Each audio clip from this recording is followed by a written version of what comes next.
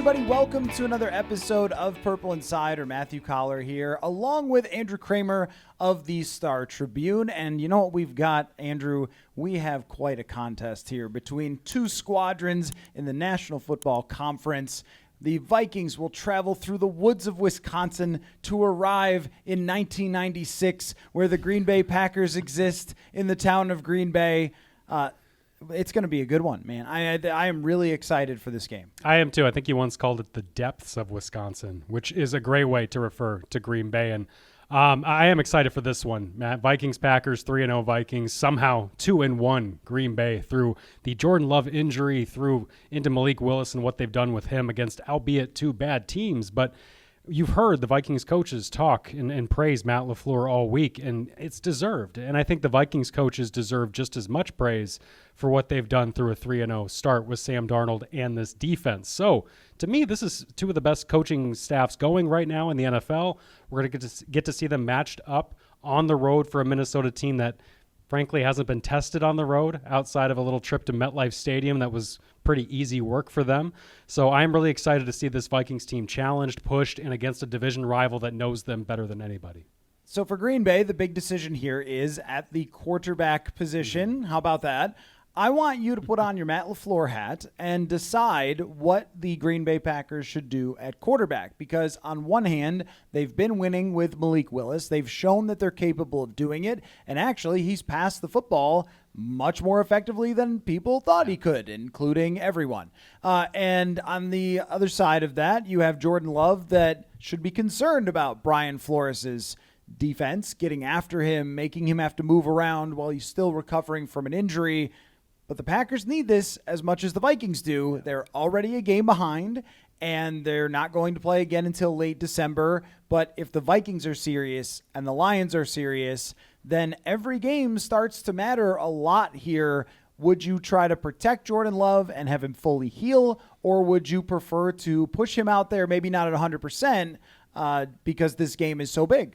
Yeah, and I'm biased because I've been watching all these Vikings games and not every Packers game, but I think this Vikings defense is pretty good. I think they've shown that. And I think Malik Willis is not going to look as good against Brian Flores as he did against that Colts defense, as he did against the Titans defense last week. So to me, if I'm the Packers, I would want to start Jordan Love, knowing that he's been practicing at least 2 weeks coming off that MCL sprain, and knowing that a protected Jordan Love just throwing from the pocket is a much better chance for Green Bay to win, even though I understand much of their offense is horizontal, much of it is sideline to sideline, stretching, moving pockets, rollouts, all those things.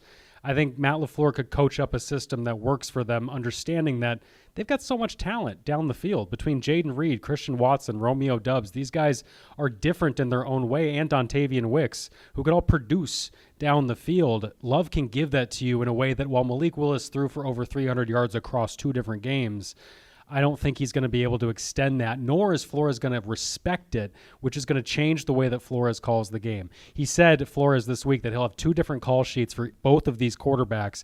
I bet you that Malik Willis one has a ton of blitzes. Oh, I'm sure, and run blitzes. They do have different types of blitzes that are more designed to blow up run plays. And with LaFleur, it's not that I don't think he can keep running the ball effectively, because he's always had this for his entire career as an offensive mind and a play caller. So he can do it, but I don't think you can do it as a cheese ball offense where you're just doing running all the time and then hoping to hit a bomb down the field. That just seems unlikely, kind of in a Josh Dobbs sort of way. Like, oh, okay, well, O'Connell's in his headset and they won a game. I can't really do that all the time, because then you start to get a beat on what they're going to be able to do. And I think that this Vikings defense hasn't been tested against the run, but if you know they're going to run, I think they'll be able to design something to give them a chance. We'll see on Ivan Pace's health if that could make a difference. But if you're the Vikings, you would much rather play someone who is unproven, limited in what they can do, versus a guy that the Packers just gave $50 million to and shredded you the last time you saw him. Yeah, that's a great point. And I do think that Ivan Pace injury would hurt them more if he is held out of this game on Sunday. It would hurt them more than it did against the Houston Texans, who are not a smash mouth running team. They've generally had good running under their offensive coordinator in Bobby Slowick in Houston, but they're not built that way. Green Bay likes to be built that way with big offensive linemen, tight ends, use of a fullback when they've got one, and they've just love to lean downhill on people. And the Vikings are going to need their best run stoppers. And if I'm Green Bay, I think Jordan Love has got to be the guy. Again, he just shredded that Vikings defense back in last December.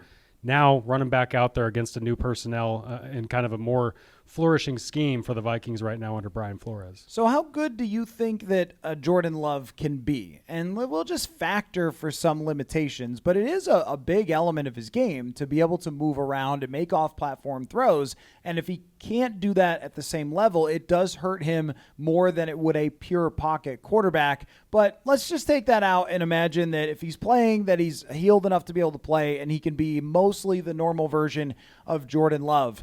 Do you think that the truth is in the middle between the two Jordan Loves we saw last year? Do you lean one way or the other toward he's more like the guy who destroyed the Vikings? He's more like the guy who was fooled by Brian Flores' defense and maybe just had a hot run for the second half of last year.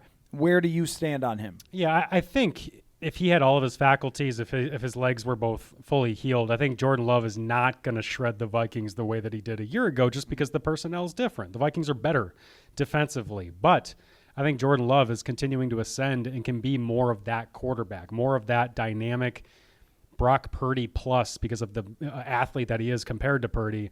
But I say that because they run similar systems that they both benefit off of run after the catch, the schemes that their offensive coordinators run and the plays that are called. These guys are all not making it just on their own. Like, you could kind of argue that other quarterbacks like Josh Allen can kind of do sometimes. So I think Jordan Love can be, though, one of those elite guys. We saw it for stretches last year. It was a tough start to his campaign as the guy last year at the beginning, but by the end of the year, he was that dude. And I think he can be that guy in this rivalry, in this division for years to come for them. And that's why so many Vikings fans are hanging their head like, really? You get another one? Are you kidding me? And I hear that from Vikings fans all the time because it's true. This guy can be really good. I do believe in him. And I think 5 years from now, I don't know what's going to happen with Jared Goff. I think it's going to be J.J. McCarthy, Caleb Williams, and Jordan Love that are absolutely still part of this division. Trying to think of maybe a comparison for Jordan Love, because if you just compare him to Aaron Rodgers, that's ridiculous. Aaron Rodgers is one of the 5 to 7 best quarterbacks to ever play, and I don't think that Jordan Love will be that based on what we saw last year. Very good, but not that. Is it in the Justin Herbert category of dudes who are very physically impressive, but also do have some weaknesses? And they're different weaknesses than Herbert, where teams can kind of get Herbert to play ultra conservative at times, and he's always banged up, which I think is a weakness that he's injured. So it's not a perfect one-to-one comparison, but I think when they do the quarterback tiers, there is the A1 section of Mahomes, Allen, and maybe Burrow. And I think it's the next one down after that Jordan Love can be in, which means that you don't go into every game going, okay, well, there's no answer to that guy like you do with Aaron Rodgers, but also over an entire season, he's going to throw 30 touchdowns. He's going to have his team competing for the division. That's where I think the most likely landing spot for Jordan Love is. Yeah, I would agree. And again, to me, it's a Brock Purdy plus, where like Purdy would probably be a tier below that then, even below where we're talking about for him. And so I think that's where it's at because he's not one of those guys that transcends scheme. I don't think you could put him in what Andy Reid has Patrick Mahomes doing or what Joe Brady has Josh Allen doing, which is just kind of hero ball a lot of the times, it would seem. I don't think you could even put him necessarily in what Tua is doing in Miami, where it's all timing and rhythm based. I think they're accentuating his arm and pushing the ball downfield. They're leaning on the fact that they can scheme such a good run game with Matt LaFleur that, like San Francisco, they can leverage that into an explosive passing game, much like the Vikings did in 2019 and 20 with Gary Kubiak. These are teams that, with their quarterbacks, know what they're good at, know how to manage games, and they're going to get labeled more like game managers, I think, at times. And you're right. I think it's fair, though, to look at Love and say that should be the system he's in because he's not that guy that is going to step up and transcend. I would add Lamar Jackson to that top tier of a guy that MVP level can win you a game single-handedly by himself. So Love, people should have their expectations set properly for him, but that's still, with Matt LaFleur, is going to give them enough year after year to contend. And if that roster continues to get restocked like Brian Gutekunst is doing for them, it's going to be a headache for Vikings fans.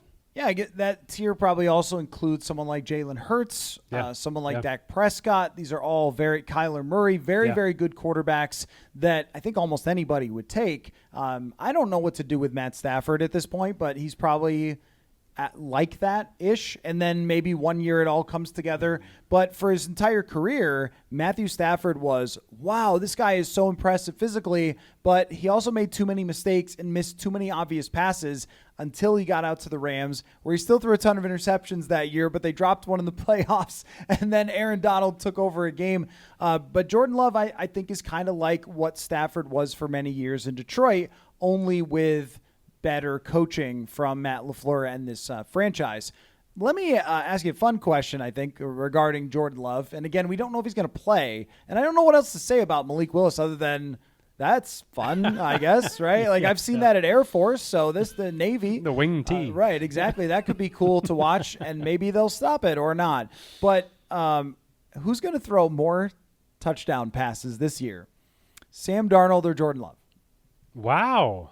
That's a heck of a question, too. That is a fun question. That's why I'm a professional podcaster. Don't you understand? Boy, I'm going to go ahead and say Sam Darnold. And I'm going to say it because of the game we just watched, in which they got to the goal line. Aaron Jones had multiple carries from the one, even, that got stalled. He has 1 rushing touchdown through 3 games, and Sam Darnold has 8 passing touchdowns. And Kevin O'Connell can scheme up a passing game, including in the red zone. What they can't do is play smash mouth run football, and that is something that the Packers typically can do. I don't know this Packers offensive line as well. I know they've had changes, but they've had some decent returns from Josh Jacobs and from Jaden Reed, from Malik Willis, just how they scheme that run game. If Jordan Love comes back and if Jacobs is the same guy he had a big game. Was it week 2? I can't remember who it was against. Indy. So he had one big game. If they can get more from him like that, Jordan Love's just not going to be needed to throw 4 touchdowns in a game. And I do think Green Bay's defense, much like the Vikings defense, is good enough that neither of these guys should be in too many shootouts.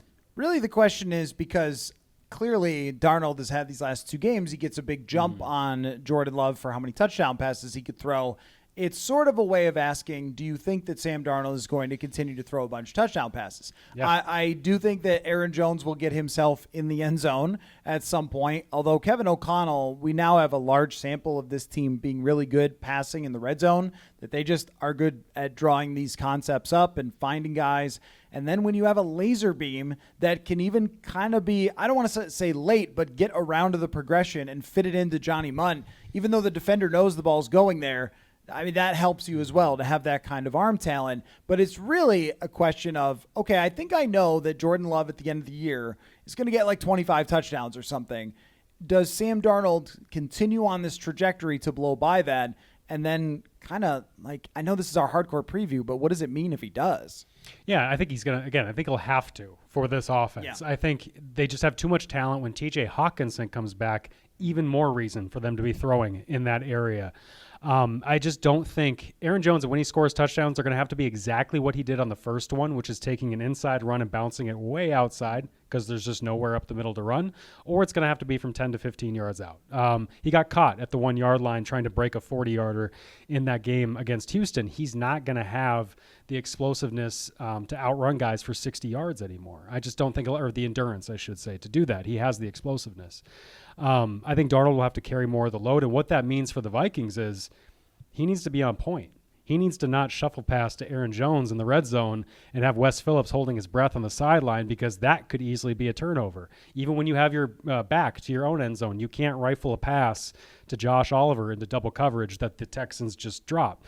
He's gotten away with stuff in some of these games that if you're a Viking fan, like they would have won that Houston game anyway, but if you're a Viking fan, you're thinking, you're still holding your breath. And I know coaches are as well on the sidelines. So Darnold has to be on point and he has to be consistent. And through 3 games, we've been shown little to doubt that. So I'm a little bit of two minds on that, because I think that he's played so well that a couple plays that were a little wonky, we can look at and go, well, though, that's the one, because we know your history. And poor Sam Darnold, every time the man does a press conference, someone's like, remember when you weren't good? What's going on? This week's was great. Yes, it was. I'm sure if people have the internet, they've seen that event. But it's always like he has to go like, well, I'm going to try not to be bad again. But his turnover-worthy play rate is in the top 10 in a good way so far. So he hasn't had that crazy turnover luck. It's really just been something we remembered because we all went, no, like don't do that for one or two plays. But I actually think that the biggest plus that I would give him is how many snaps you could say that looks like what the play was supposed to be, and it doesn't look like you tried to do anything too much with it. And even when it doesn't work, and Wes Phillips did say this to us, that he was proud of Sam Darnold's 4 or 5 throwaways. And when I watched the game back, thought in a couple of those throwaways or just, throw the ball down or try to check it down or something, I thought if he does this, he will continue to succeed. Because that's always been the issue. It's not can he make tight window throws. It's not can he launch it down the field. It's really can he avoid trying to do too much. And so far he has. This is why Lambeau is a new test for him, though. The environment's different. And also the game circumstance is probably going to be different. It's not likely that they're up 21-0 right out of the gate of the second half of the game against Green Bay. If they are, then we're really talking about something special here, but I doubt it, right? So if this is more of the duel that we all think it's going to be, I want to see how well he's able to keep his head, particularly when I believe that the Packers are going to create a lot of pressure. Yeah, you're saying how is he going to manage the game? Yeah, really. I mean, that's exactly right. How are you going to manage it if they're up by 7? If they're up by 10, that can happen. We saw this was something that Kirk was amazing at. If the other team was down or up by 14, he just kept plugging away, and he would bring them back many, many times from deficits like that. Are we going to see at that point, though, Darnold get over aggressive, get over anxious, if it is kind of a back and forth shootout, or if it is a situation where he has to come back, because we just haven't seen him do that in this franchise yet so far. Is their only deficit when they were down 3-0 to the Giants? Correct. That's pretty wild that Darnold has not been tested in that way, and I think you can't overlook his year in San Francisco last year. I mean, these things aren't all, linear. He talked about growing in his fifth year in the NFL? He talked about growing in a way, learning from Brock Purdy about how just the role of a quarterback should be, what I should be doing for a team to win. And that sounds so basic of like, how do you not know that when you're a Heisman candidate at USC? But that's just not how these guys are taught. It's go out there and sling it, Sam. We're going to go win a bunch of plays because you got a bunch, Ronald Jones and a bunch of talent on your team. You have to really learn in the NFL how to manage these things. And he felt like Brock Purdy, a guy who was younger than him, is lesser in terms of experience, taught him that because of the tutelage from Kyle Shanahan and how that team is run. I think that gave him the foundation to come in here and do that right away in Minnesota, where he didn't have to learn that here. He didn't come from Carolina last year. He wasn't, there wasn't too much rust that he had to shake out of his brain in terms of the crap that he went through at the beginning of his career. So to me, I think that says he's ready to do it, but just like you, I'm just as curious to see how that actually plays out in a game on the road where you're right, the crowd is not going to be on your side like it has been, and he's going to probably be put in some tough spots against a defense that's got so much talent, especially up front. Okay, I do want to get to that matchup because I think that this is the toughest overall defense that they faced so far out of these previous teams. We usually think of San Francisco as being unbelievable defensively, but I'm not sure that they are this year. And the Texans have the 2 rushers, but I don't know if the entirety of that group is as good as Green Bay. But I was thinking about something that, gosh, who would have said this to me? Was it maybe Steve Bierlein? Why not? I did an article about Gary Kubiak a few years ago, and Bierlein was one of the people that I talked to. Shout out to one of the great journeyman quarterbacks in history. And he was saying that Gary Kubiak's perspective as a quarterback was so helpful to him because when he made mistakes, Gary would often say, I understand why you didn't see that. Let's just move on. And it helped him mentally, rather than having a coach who got angry at him or didn't understand what he saw out there. And sometimes it's not the quarterback's fault, but it always is if Mike Zimmer's your coach, for example, that kind of thing. I have thought a lot about how Kevin O'Connell not just guides schematically, but also from a mental perspective. And I just feel like Darnold has been in such a good place confidence-wise, and that even when there have been things that have gone a little wrong, an interception in the red zone, it hasn't stuck with him. And that is really, really important because he's going to make more mistakes as the games go along. There will be a strip sack in here somewhere. There will be, another bad interception in there somewhere. But the fact that we have at least that snippet of him moving on quickly, I feel like that's coach-quarterback relationship showing itself. Oh, my God, yeah. And it's not just him. It's Wes Phillips. It's Josh McCown. It's everybody in his ear. There's not one level of the bureaucracy of an NFL team right now that is negative towards him. And I think we talked about this last week when I was on. It's the wind beneath his wings from Kevin O'Connell. Like that's really what it is. Like this guy has just needed somebody to boost him up, and I think every quarterback needs that. If Brock Purdy or anybody else, I'm just picking like random guys who have jumped up, but C.J. Stroud, if he had gone to a team that wasn't like the Houston Texans staff, when you hear about the way Bobby Slowick coaches, the way DeMeco Ryans coaches, it's very similar. It's like a Dan Quinn in Washington where Jaden Daniels is doing well right out of the gate all of a sudden. This is not a culture of fear, as a certain former Vikings linebacker might say.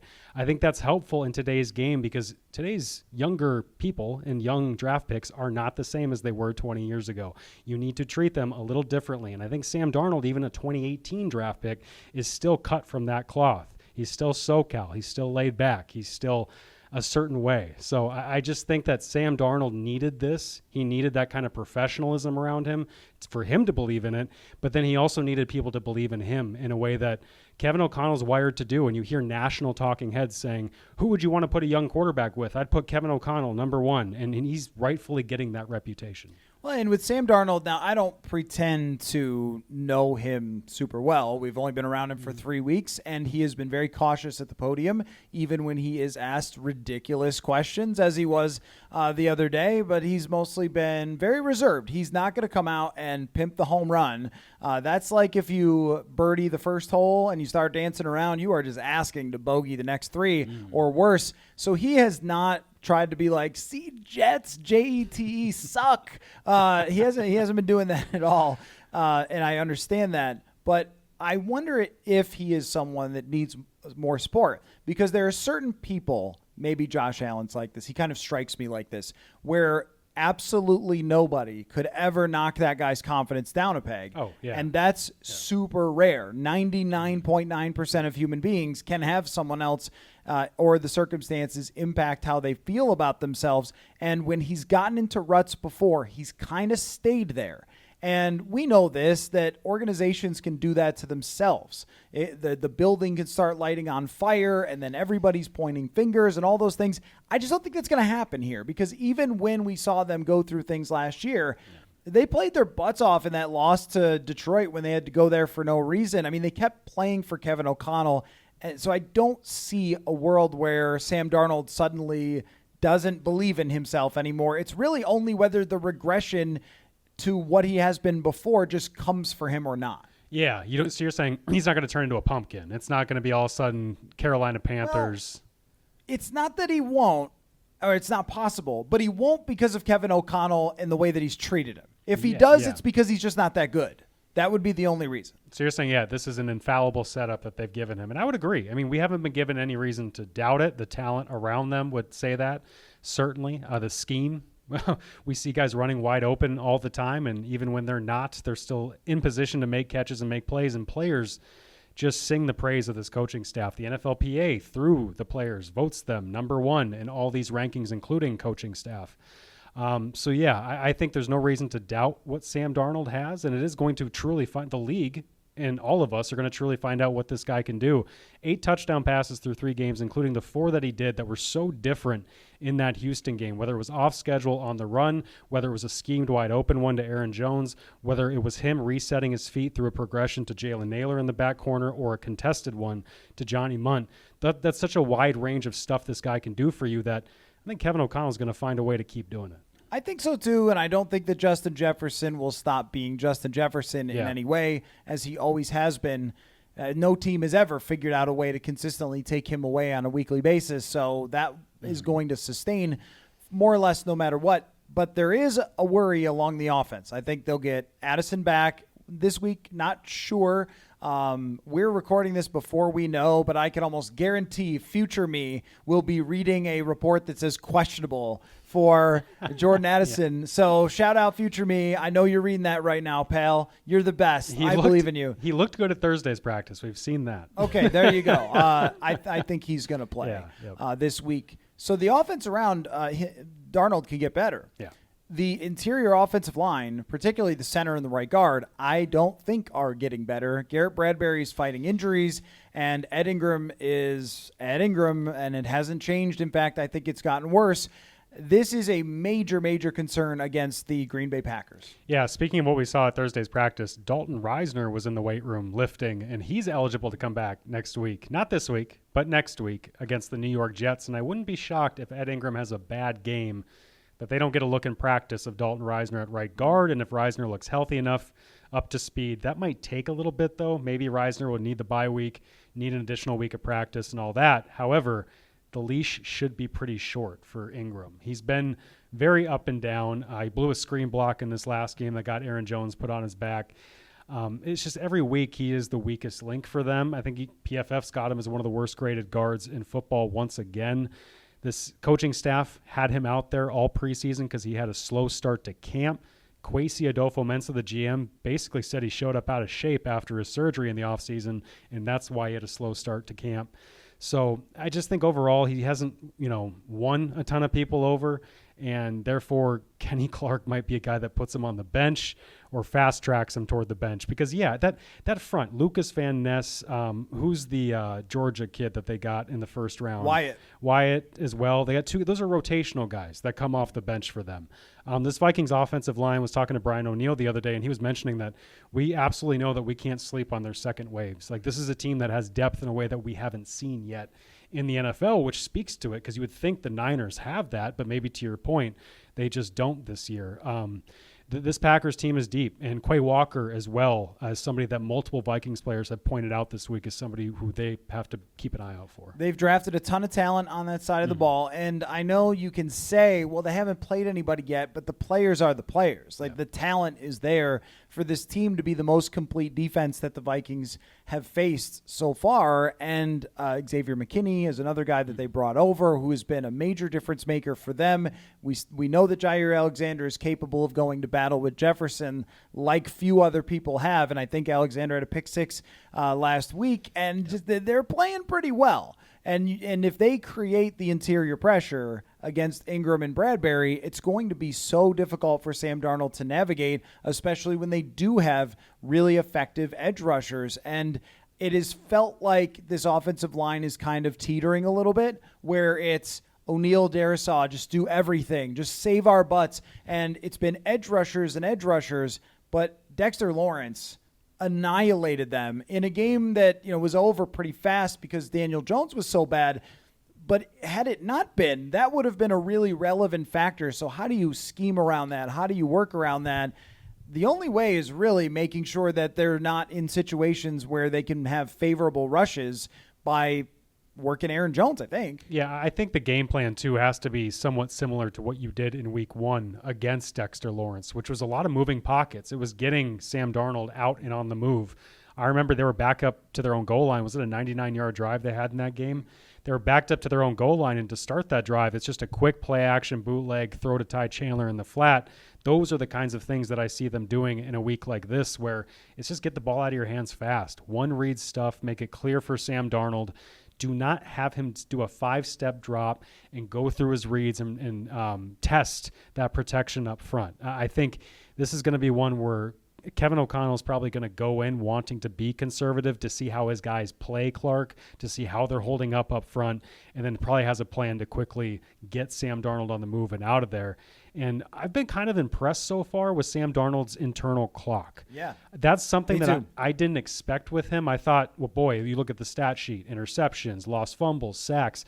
You think this guy just doesn't know what he's doing in the pocket. But it's credit to either the coaching in both San Francisco and Minnesota or just his own development. He clearly has more of a sense of when to run. And that touchdown to Jefferson to open the Texans game is a great example where he just sensed the pressure, left at the exact right time, and then threw it right as he was getting taken down by somebody. That is going to be paramount this week because, as you said, he's going to have to make sure that pressure to sack rate that is so important is pretty low for him. Something I was very surprised with in his numbers were that historically he didn't cause a lot of his own pressure in his previous locations. He just had offensive lines that were literally that bad. They were just the worst in the entire NFL, and he has never had a pass blocking unit above 25th. I keep going back to that stat. When I watch him play in the pocket, and there was a completion he had to Brandon Powell that I thought was so impressive because somebody was flying at him, and he stepped up and just got enough on the football to get it to Powell, and I think the next play they converted on 4th and short, and otherwise that would have just been a punt. But he was able to slide up in the pocket and just playing with timeliness as well. The Packers, though, and I know it was under Joe Barry, but I'm sure when they go back and look at the tape for how the Vikings have run their play actions and moving pockets and bootlegs, they have been pretty good at sending their guys upfield and stopping those. Like Preston Smith lines up outside a lot, just coming upfield. And I think that has to be one of their main goals is to try to stop those play actions because they have actually been really good for Sam Darnold. It's almost like Kevin O'Connell stole some things from Kyle Shanahan, from Matt LaFleur, where they like to use those more traditional Kubiak and Shanahan type of plays. That's a battle that I'm really interested to watch. I want to know what you think as far as what this game means to each team. I will begin with this so you can think about it. I think for the Vikings, if it is close and they don't win, well, I think everything is still pretty much on track. I mean, this is as good of a start as they could have ever dreamed of. You go to London next week against a team that's okay, but I don't think is terrifying. With a chance to go into the bye at 4-1, you can't ask for anything better than that. If they get blasted, then we'll have some more doubts about this team for sure. And if they win, then it's on. I mean, it's just absolutely on. Like, we're starting to talk about where this team could go, and it will be deserved considering who they've played so far. And on the other side, the Packers, if they lose this game, they're going to feel like they're really scraping and clawing for the rest of the way because the Vikings will have 2 games on them with a game on the road win. And then Detroit, I think, is going to keep winning. So I think that this game is really bigger for the Packers because they've gotten behind the 8 ball a little bit here by losing 1 game and the Vikings not, than it is necessarily the Vikings. Yeah, the Vikings would be 3-0 in the NFC with a win. So far, the Packers would be 0-2 if they lost in the conference. Yeah, I agree with you because Green Bay is supposed to be a step ahead of Minnesota. They're supposed to be, a year ahead, really, or if not multiple years ahead in terms of where they're at. So you're supposed to be hitting the ground running like Detroit, was supposed to be, and they just kind of haven't yet. Even though they're 2-1, it hasn't looked great so far. So I think if you're the Vikings, this win could be the exclamation point, the flag, planting and saying we are atop the division here, come get us, because they would be. They'd be 4-0 at this point. They'd have 3 wins against the NFC. They would have defeated the Super Bowl representatives from last year. Yeah, you're right. It would be on. And if they lose, though, I agree with you. It doesn't mean a whole lot. I think with Green Bay, though, it really depends on how it looks. Because if Jordan Love goes out there and he's hurt again, and it was you rushed him out there against Brian Flores to win a division game, and not only did you lose, you got him hurt, and now he's out even longer, that would be 2-2 for the Packers, and then just seeing however long Jordan Love is out, trying to manufacture some more wins. Green Bay has more at stake, frankly. The Vikings have earned more of a cushion at this point. But I think Vikings fans want this one. I think when you ask what does it mean to the team, you're right. It doesn't mean a ton in the grand scheme of things. But for Vikings fans, this would be the ability for them to really thump their chest and say, you know what, this is for real. Forget everybody else who doubted us. Who's the guy who asked Sam Darnold, what do you think of your haters? Vikings. It was the doubters. It was the doubters. Vikings fans could say that to everybody if they win this game because, you would just point to your schedule, say what is fake about what we just did. There's a guy who comments on a lot of the videos. Shout out to you. Andrew, I believe is his name actually, who wanted to bet $1,000 with anyone in the comments that Sam Darnold would be a top 10 quarterback. And he has been responding to his own comments about that and saying, "See, good thing none of you bet me because I would be winning right now." Do you think he ends up there? Do you think he ends up as a top 10 quarterback? What's the metric? What are we judging this on? Just if you said who were the top 10 guys in 2024? Yeah, I was going to say let's go with some random NFL.com quarterback ranking because just vibes, there, just top there 10 are vibes. quarterback rankings out there. I mean, PFF, QBR, like these metrics. I mean, PFF's probably a fair enough one. I don't know, like quarterback rating. I think yes. I think this defense will keep them in enough games where Sam won't be in enough negative scripts as you're talking about, where he hasn't flourished in the past. Where he's going to put up numbers. I think we're going to see some of these games. I mean, look at their schedule too. You got the Colts, the Jaguars, the Titans. These are games that you would think Sam Darnold could walk into now and throw 3 touchdowns, and it's not absurd to think about. So for me, I could see him being bottom part of that top 10 quarterbacks, because I just think we named 4 or 5 guys who are in the upper echelon. Those guys should be in the top. Then there's always going to be some big offenses that blow up, whether it's a Dak Prescott or a Niners or Jared Goff. Somebody is Kyler Murray this year in Arizona. There's going to be a lot of good offenses out there. But I think Kevin O'Connell, this depth chart with how talented they are, and with Sam Darnold playing as confidently as we talk about him playing, there's no reason to think why they can't be a top 10 offense and him be a top 10 quarterback. I think it's trending that way. I'll probably be able to say a little bit better after these next 2 games because it is 2 very tough defenses. Yeah. And if he can do battle with the Packers and with the Jets, then I think he's going to get there. Who do you think wins? Boy, I'm going to pick the Vikings. I've been picking against the Vikings so often. I picked against them last week. I picked against them the Niners week as well. But I now hook, line, and sinker. They got me. I believe in this team. I believe in this defense. That defense showed me a lot against C.J. Stroud. Now, I don't think that was Houston's best day. I think they're going to look back on that day and not want to remember any part of it. But I do think we learned a lot about their depth, to be without Ivan Pace and Dallas Turner and to not even bat an eye. The kind of amoeba shapes of so many of these defenders to just move wherever you need them to be. It means that they're going to withstand the attrition of an NFL season better than most teams. I think most teams are going to feel when an Ivan Pace is out or when your first-round edge rusher is not there. But all of a sudden, the Vikings develop Patrick Jones into a guy who has 4 sacks in 3 games. Those are the kinds of things that make a difference for you in the long run. And so I think it also makes a difference for you in games like this, where when we talk about the Packers' defensive depth, the Vikings have it too. And right now, the Vikings are the ones that have a quarterback that's been playing, that is in rhythm with his offense, has chemistry with his guys right now, and is not going to have to try to pick it up on the fly like Jordan Love might. It's a tough one. I mean, because I could really see this going either way. And the fact that Jordan Love might have to play where he's still potentially banged up could be a factor. And if Malik Willis plays, then that's a totally different thing. I would definitely pick the Vikings. Yeah. If Malik Willis is playing, I will lean ever so slightly toward the Vikings. But I think just for reference, whatever I pick for this one, I'll probably pick the opposite next week because I don't think that they start 5-0. I think they'll start 4-1 and split these next 2, which is a little bit of a cop-out. But I might go this one with a Will Reichard 52-yard field goal to win it.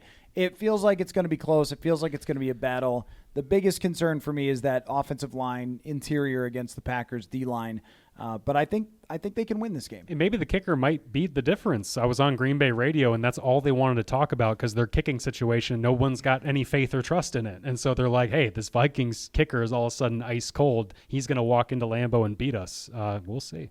That was the main subject of the conversation. Okay. It was Aaron Jones, and then it was Will Reichard. Oh, okay. All right. That's that makes a little more sense, actually. Okay, Andrew Krammer, Star Tribune. Thanks. Thank you so much. As always, every week we do this hardcore football-y breakdown, and it does not get more hardcore and football-y than Vikings Packers in the woods. All right. That's it. Football.